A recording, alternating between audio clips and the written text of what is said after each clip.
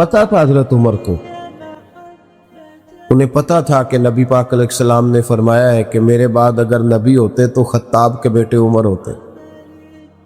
حضرت اگر سارا زمانہ جانتا تھا تو حضرت عمر بھی تو جانتے تھے نا کہ حضور علیہ السلام نے فرمایا جس گلی سے میرا عمر گزرے شیطان وہ رستہ ہی بدل جاتا ہے۔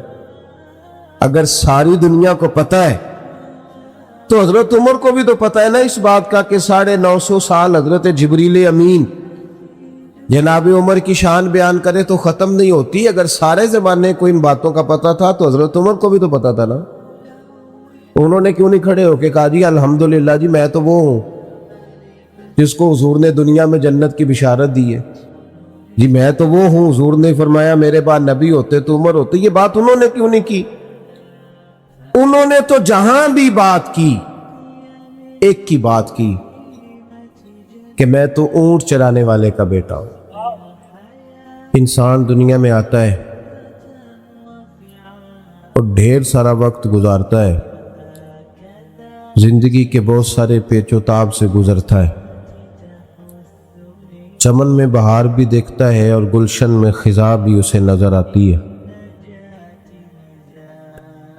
سوگ کی نیند بھی سوتا ہے اور دکھوں کے پہاڑ بھی اس کے سر سے ہو گزرتے ہیں۔ بہت ساری آزمائشیں ہیں زندگی میں۔ انسانی ذہن کے اندر یہ سوال بار بار آتا ہے کہ ایک شخص پیدا ہوا، پھر اتنی مشکلات اس نے دیکھیں، پھر وہ چلا گیا دنیا سے، کیا مقصد ہے اس سب کا؟ انسان کا آنا ہے پھر اس کا جانا ہے، تو اس کا مقصود کیا ہے؟ اللہ تبارک و تعالیٰ نے قرآن مجید میں اس کا جواب ارشاد فرمایا ہے۔ فرمایا الذی خلق الموت والحیات لیبلوکم ایکم احسن عملا۔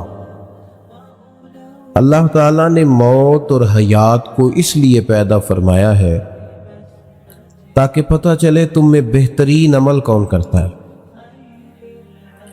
نہ روزی روٹی کمانے آئے ہو، نہ اونچی بلڈنگیں بنانے آئے ہو، نہ اپنا بہت زیادہ نام پیدا کرنے آئے ہو، کردار کو کتنا کو حسین بنا سکتے ہو، اپنے عمل کے کتنے اچھے نقوش دنیا میں چھوڑ سکتے ہو، تمہارا وجود لوگوں کے لیے کتنا نفع بخش ہو سکتا ہے، اس مقصد کے لیے تمہیں دنیا میں بھیجا ہے۔ کردار کی بلندی، اخلاق کی بڑائی، اپنے عمل سے بہترین طرز زندگی اختیار کرنا، یہ انسان کے دنیا میں آنے کا مقصد ہے۔ یہ آپ اچھی طرح سمجھتے ہیں کہ جو چیز اپنا مقصد پورا نہیں نہ کرتی وہ اپنی جگہ پر قائم نہیں رہتی۔ یہ مائک لگایا ہے کہ آواز کو لاؤڈ کر کے آپ تک پہنچائے گا، اور اگر یہ آواز نہیں دے گا تو اس کو چھوڑ دیا جائے گا، کوئی اور مائک منگایا جائے گا، کیونکہ جس کام کے لیے بنایا جب وہ کام ہی نہیں کر رہی تو پھر اس کی اپنے منصب پر اس کا قائم رہنا مشکل ہو جائے گا۔ پنکھا لگایا جاتا ہے کہ ہوا دے، لیکن اگر وہ ہوا نہیں دیتا تو چھت پہ کوئی بھی اسے سجائے نہیں رکھے گا۔ سمجھ لیں، انسان کے، مسلمان کے دنیا میں آنے کا مقصد اچھا کام کرنا ہے، مقصود اچھا کام کرنا، لیکن جب وہ اپنے اصل کام سے ہٹ جاتا ہے پھر اپنے مقام سے بھی ہٹ جاتا ہے، پھر اس کو جو فضیلت ہے، جو اس کی عظمت ہے، جو اس کی شان ہے، اللہ رسول کی بارگاہ سے جو اسے مرتبہ ملنا ہے، ظاہر ہے وہ اس پر قائم نہیں رہتا۔ روز اپنی سیرت میں اچھے نقش بھرنے کی کوشش کی جائے، روز اپنے عمل میں کچھ نہ کچھ بہتری لانے کی کوشش کی جائے۔ ہمارے ہاں لوگ کچھ باتیں طے کر لیتے ہیں اپنی زندگی میں۔ میں اکثر دوستوں سے کہتا ہوں کہ اگر کوئی بچہ ضدی ہو نا، اس کے سامنے روز کہنا نہیں چاہیے کہ تو ضدی ہے۔ لوگوں کو نہیں بتانا چاہیے یہ بڑا ضدی ہے، بات نہیں مانتا، ورنہ وہ پکا ہو جاتا ہے کہ میں ہوں ہی اس طرح کا۔ اس کا خیال ہوتا ہے کہ میرا تعارف ہی یہ ہے کہ میں ایک ضدی آدمی ہوں، میں نہیں مانتا کسی کی۔ ہمارے دائیں بائیں ارد گرد لوگ جو ہمارے بارے میں کہنے لگ جاتے ہیں، ہم اس پہ پکے ہو جاتے ہیں، ہمارا ذہن بن جاتا ہے کہ جناب اب چونکہ ہم نکھر گئے ہیں، اب ہم ایک شخصیت ہیں، اب ہمارا ایک نام ہے، اور خود بخود ہم طے کر لیتے ہیں کہ میں بڑا وفادار آدمی ہوں، مجھے بڑے لوگ جانتے ہیں، میرا معاشرے میں بڑا اچھا تعارف ہے۔ اللہ کا شکر ہے جی، آپ گلی کے کسی کونے سے میرا نام پوچھیں گے، لوگ آپ کو خود چھوڑ جائیں گے۔ شکر ہے جی اللہ کا، 4 لوگوں میں، یہ تو ہم نے خود سے بنا لیا۔ پھر اس کا نقصان یہ ہوتا ہے کہ تعمیر رک جاتی ہے، انسان کی ترقی کے جو منازل ہوتے ہیں وہ رک جاتے ہیں۔ پتا تھا حضرت عمر کو، انہیں پتا تھا کہ نبی پاک علیہ السلام نے فرمایا ہے کہ میرے بعد اگر نبی ہوتے تو خطاب کے بیٹے عمر ہوتے۔ حضرت اگر سارا زمانہ جانتا تھا تو حضرت عمر بھی تو جانتے تھے نا کہ حضور علیہ السلام نے فرمایا جس گلی سے میرا عمر گزرے شیطان وہ رستہ ہی بدل جاتا ہے۔ اگر ساری دنیا کو پتا ہے تو حضرت عمر کو بھی تو پتا ہے نا اس بات کا کہ 950 سال حضرت جبریل امین جناب عمر کی شان بیان کرے تو ختم نہیں ہوتی۔ اگر سارے زمانے کو ان باتوں کا پتا تھا تو حضرت عمر کو بھی تو پتا تھا نا۔ انہوں نے کیوں نہیں کھڑے ہو کہ کہا جی الحمدللہ جی میں تو وہ ہوں جس کو حضور نے دنیا میں جنت کی بشارت دی ہے، جی میں تو وہ ہوں، حضور نے فرمایا میرے بعد نبی ہوتے تو عمر ہوتے۔ یہ بات انہوں نے کیوں نہیں کی؟ انہوں نے تو جہاں بھی بات کی ایک کی بات کی کہ میں تو اونٹ چرانے والے کا بیٹا ہوں۔ انہوں نے جہاں بھی تذکرہ کیا اپنی تعمیر کو روکا نہیں، اپنے کردار میں روز ایک حسن، روز ایک خوبصورتی، روز آگے بڑھنا، روز جد و جہد کرنا، روز مال غنیمت کا ایک اونٹ کہیں گم ہو گیا تو حضرت عمر ننگے پاؤں دوپہر میں تلاش کر رہے تھے۔ ہمارے ہاں بڑا صاف ستھرا رات پروگرام ہوتا ہے، بڑا صاف ستھرا۔ وہ چوکیدار سو گیا ہے، اور تو تنخواہ کس بات کی لیتا بھائی؟ تو کیسے سو گیا بھائی؟ آپ خود یہ کام کر رہے ہیں، ملازم کیوں رکھا ہوا ہے جی؟ اس کو جگائیں، بلائیں، تیری ڈیوٹی ہے، تو نے کرنا تھا، میں کیوں کروں؟ بس ذہن ہے نا ہمارا، ہم کسی نہ کسی مقام پہ کچھ بن جاتے ہیں، کسی نہ کسی جگہ پہ ہمارا ذہن بن جاتا ہے کہ میں کچھ ہے ہوں، پھر ترقی نہیں ہوتی۔ کئی دفعہ دوسرا آدمی آگے نکل جاتا ہے، اور میری طرح کے بہت سارے لوگ اپنی پگڑی اور اپنے شملے کے چکر میں ہی پیچھے رہ جاتے ہیں۔ اللہ اکبر! حضرت فاروق اعظم اونٹ گم ہو گیا، تلاش کر رہے ہیں۔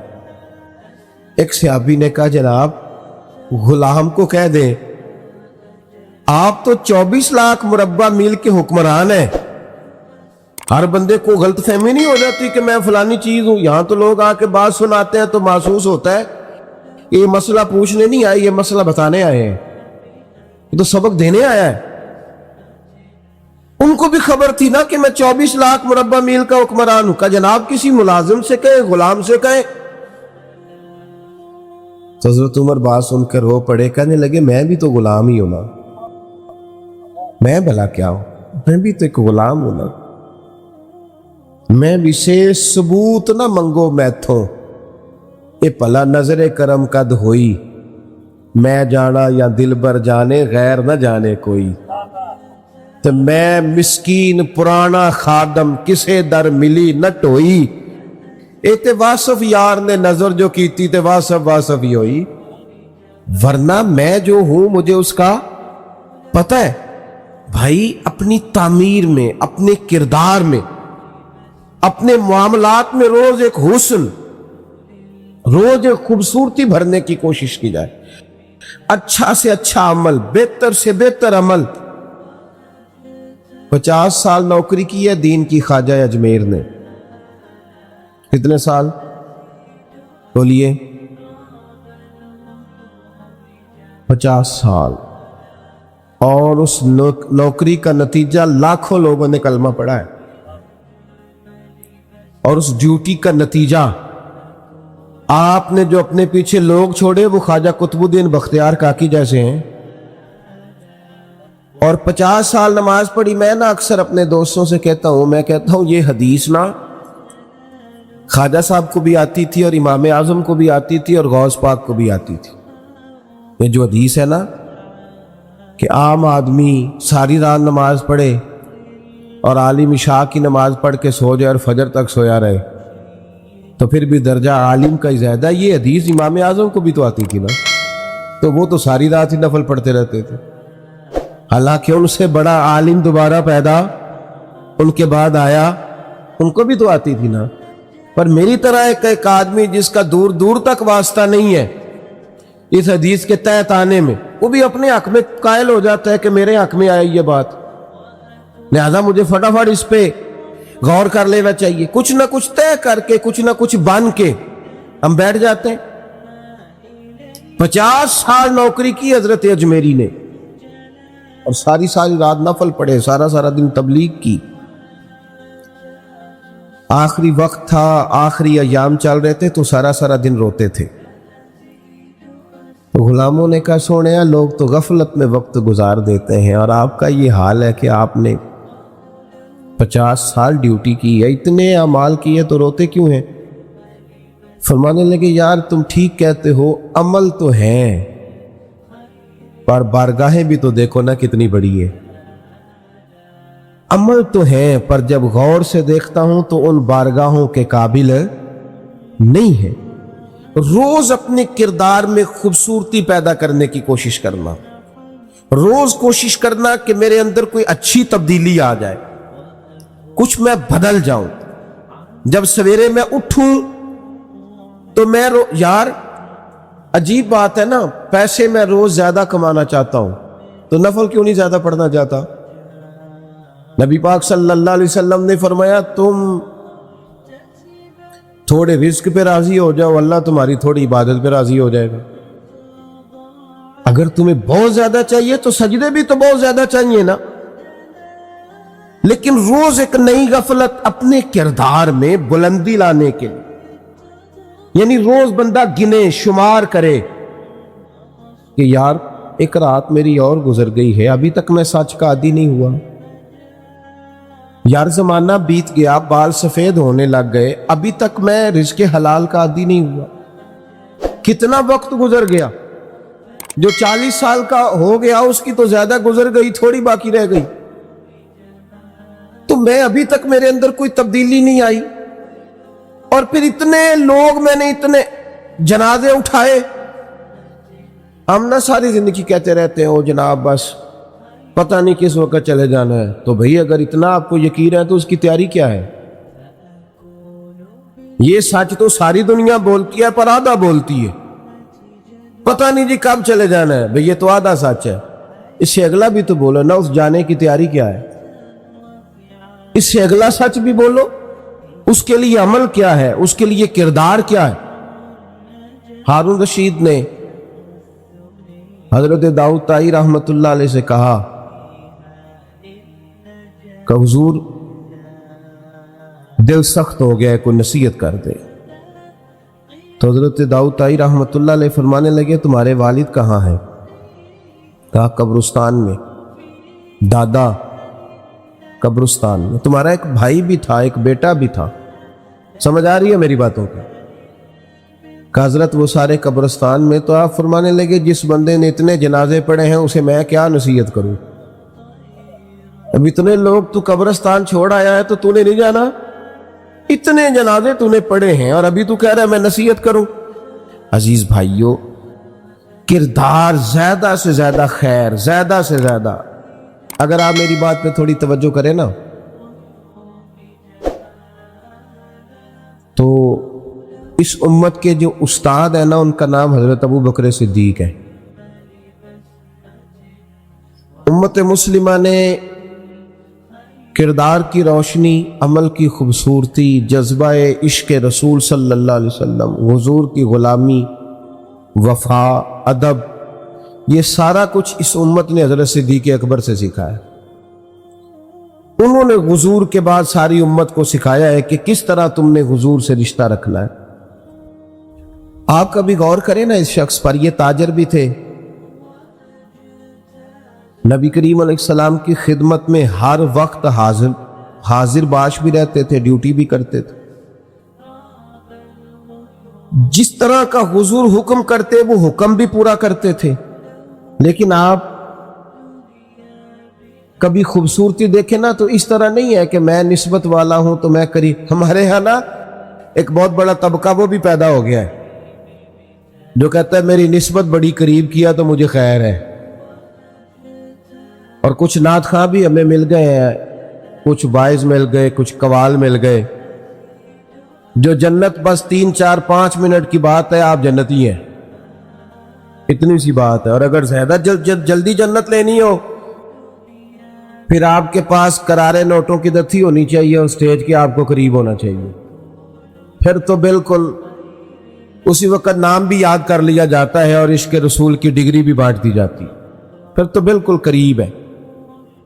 بھائی ام حسبتم ان تدخلوا الجنہ، اللہ تو فرماتا ہے تم آسان سمجھتے ہو جنت میں چلے جاؤ گے.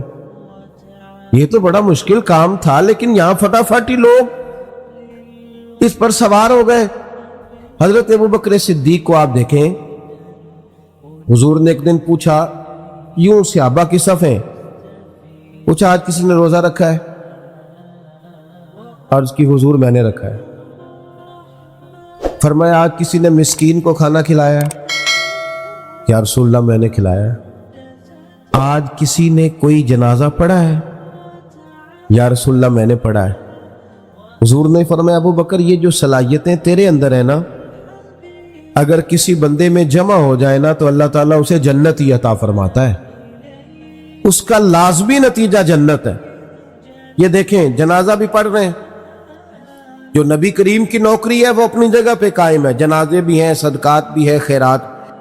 اس کے بعد آپ دیکھیں حضرت عمر فاروق رضی اللہ تعالیٰ عنہ فرماتے ہیں ایک بوڑھی اماں کا کام بھی کر آتے تھے حضرت صدیق اکبر گھر کا جا کے، اس کے برتن بھی مانج آتے تھے. برتن بھی کون؟ امیر المومنین، خلیفہ وقت. جب آخرت کے لیے نیکیاں کٹھی کرنی ہو نا جھاڑو کے ساتھ، پھر جذبہ اور ہوتا ہے. اس بوڑھی کے برتن بھی مانج آتے، اس کے گھر میں جھاڑو بھی دے آتے، اسے روٹی بھی کھلاتے. اور حضرت عمر فرماتے عجیب نظارہ میں نے دیکھا. جناب صدیق اکبر کے وصال کو 3را دن تھا اور میں عصر کی نماز کے بعد مسجد نبوی شریف میں بیٹھا تھا. 2-3 چھوٹی چھوٹی بچیاں میرے پاس آئیں، کہنے لگی چچا اب آپ خلیفہ بنے؟ میں نے کہا ہاں میری ذمہ داری لگی ہے. تو وہ کہنے لگی پھر آپ چلیں گے ہمارے ساتھ؟ میں نے کہا پتر تم نے کہاں لے جانا ہے؟ تو کہنے لگی ہم نا 4-5 بہنیں ہیں، ہمارا بھائی کوئی نہیں، والد انتقال کر گئے، ہمارے گھر میں کچھ بکریاں ہیں. ابو بکر روز عصر کے بعد آتے تھے، ہماری بکریوں کا دودھ دھو کے ہمیں دے جاتے تھے. کچھ بیچ لیتی تھیں گزارا ہو جاتا تھا، کچھ پی لیتی تھی پیٹ بھر جاتا تھا. چچا جان 3 دن ہو گئے میری بہنیں روتی ہیں، میری اماں روتی ہے، صدیق اکبر وصال کر گئے، آپ چلیں گے؟ حضرت عمر فاروق کہتے ہیں بڑی چیزوں کا تو مجھے پتا تھا، اس کا تو پتہ ہی نہیں تھا. آپ چلیں گے؟ میں نے کہا ہاں بیٹا میں چلوں گا. تو بیٹیاں آگے آگے چلنے لگی، سیدنا فاروق اعظم پیچھے پیچھے روتے جا رہے. رستے میں ایک صحابی ملے، کہنے لگے عمر کہاں جا رہے ہو روتے ہوئے؟ تو فرمانے لگے یار ابو بکر صدیق میرے لیے رستہ ہی بڑا مشکل کر گیا ہے. جگر راہ وفا میں نقش ایسے چھوڑ آیا ہوں، میں جس منزل سے گزرا ہوں وہ اب تک یاد کرتی ہے. کہ کیسے ان کے رستوں پہ چلا جائے؟ اپنے کردار میں روز ایک نیکی کو شامل کرنا. کچھ نہ کچھ ہم نے نا بڑی حدیثیں سنی اور بڑی پڑھی اور بڑی لوگوں کے سامنے بیان کی علماء نے. میں بس بڑی جلدی بات ختم کرنے لگا ہوں، آپ میری بات پر توجہ کریں. ہم نے 20 دفعہ اپنے علماء سے سنا کہ جو بندہ سڑک سے درخت کاٹ دیا جس نے کہ یہ درخت رکاوٹ بنتا تھا وہ بندہ جنت میں گیا.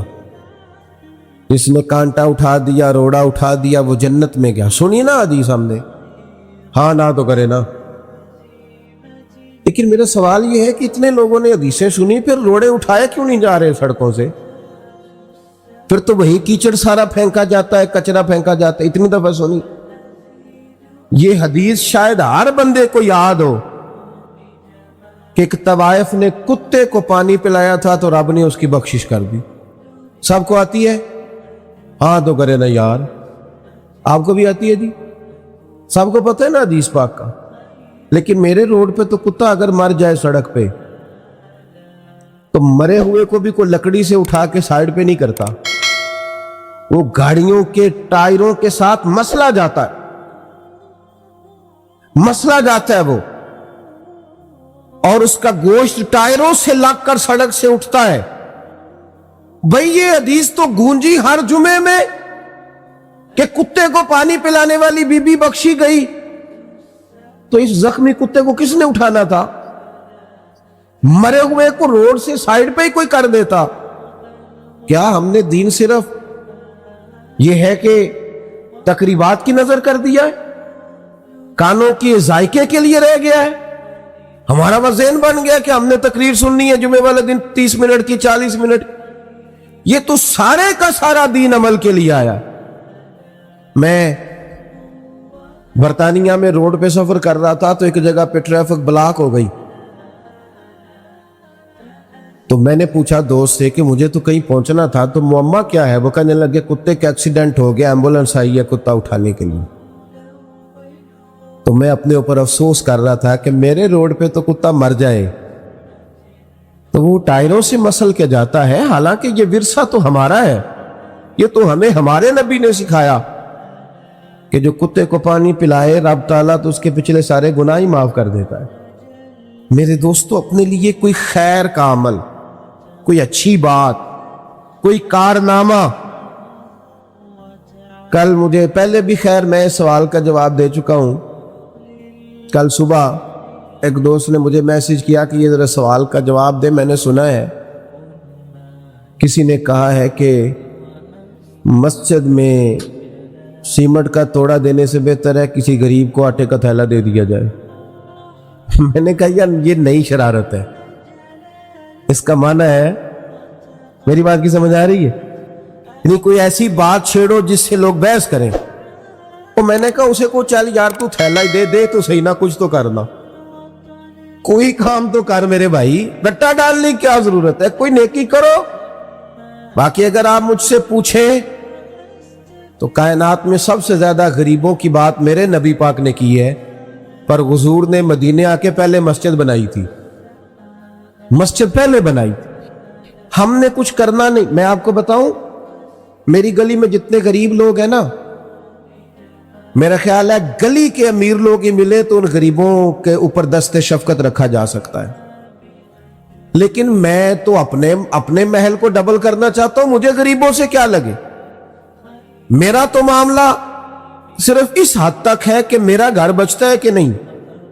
ایسی ہوا چلی ہے, ہر شخص سوچتا ہے تمام شہر جلے, بس ایک میرا گھر نہ جلے, مر جائے ساری دنیا میں بچ جاؤں. یہ سوچ مسلمان کی نہیں, یہ خود غرض لوگوں کی سوچ ہے. یہ لوگوں کی سوچ ہے جو اپنے لیے جیتے ہیں اور اپنے لیے ہی مر جائیں گے. بات ختم کرنے لگا ہوں, آپ توجہ کریں گے. ایک 100 گھر تھا مدینہ منورہ میں. کتنا جی؟ 100 گھر.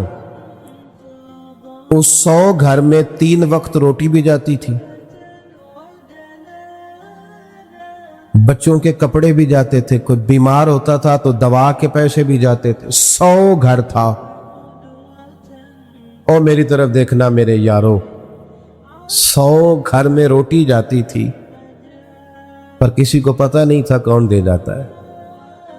امام ابو نعیم کو پڑھے, انہوں نے لکھا ہے 100 گھر.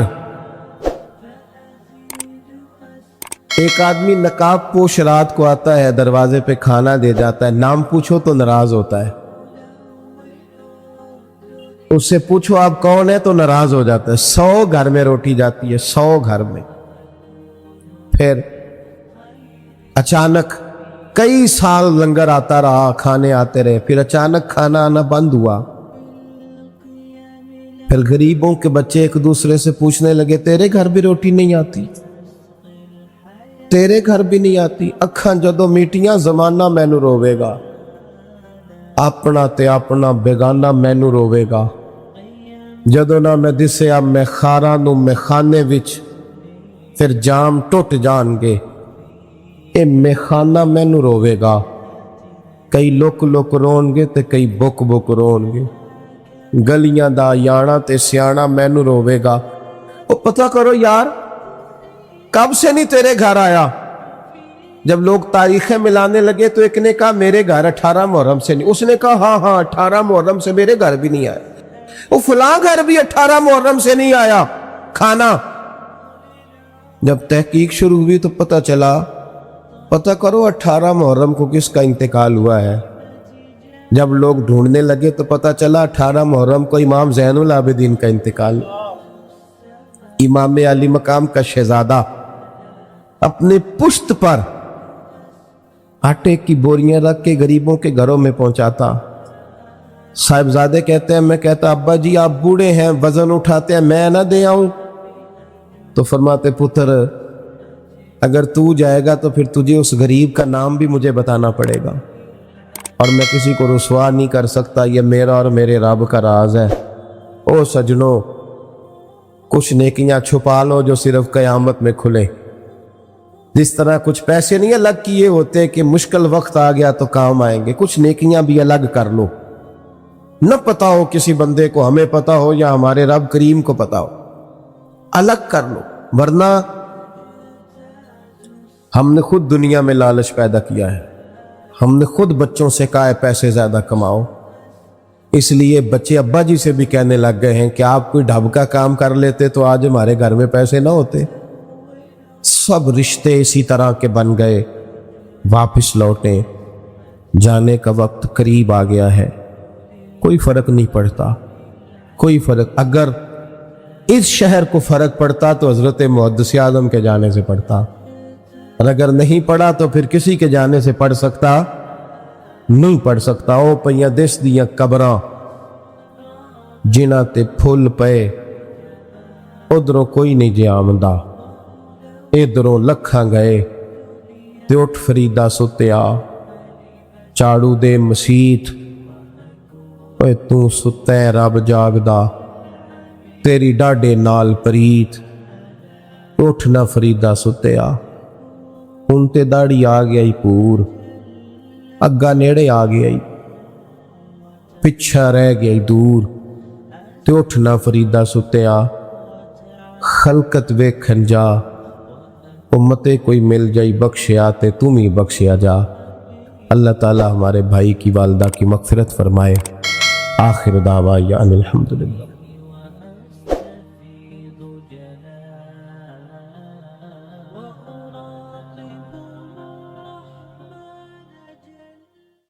अगर आपको ये वीडियो पसंद आए तो हमारे चैनल महफिल जिक्र को लाइक और सब्सक्राइब जरूर करें। शुक्रिया।